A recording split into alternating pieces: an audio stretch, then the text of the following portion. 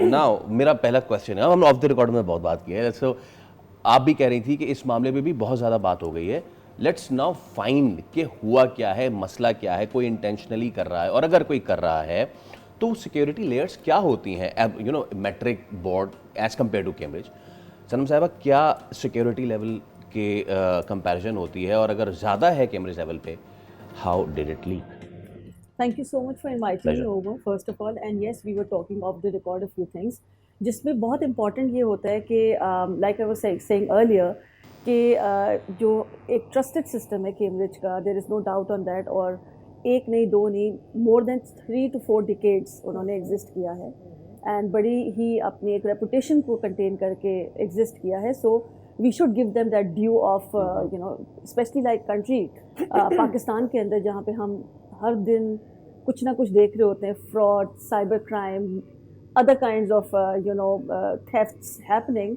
And again अगर हम Cambridge की बात करें, वो अभी भी यही कह रहे हैं कि it's more like a theft more than you know the word leakage that we are using most of in here.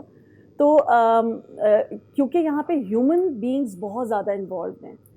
एक एग्जामिनेशन है जो कि राउट किया जा रहा है इंटरनेशनल फोरम से, इंटरनेशनल गवर्निंग बॉडी से, फिर वो ट्रांसमिट किया जा रहा है to other countries of the world.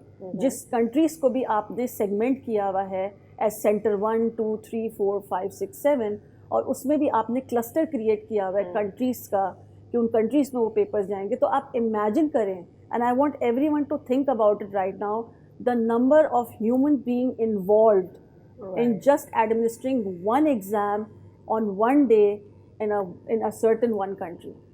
So इस स्पेक्ट्रम में हम कह सकते हैं कि एक certain percentage of margin of error exist करता है. अगर अभी तक कैम्ब्रिज ने उसको ट्रांसपेरेंसी से लीड किया है, इट्स कमेंडेबल.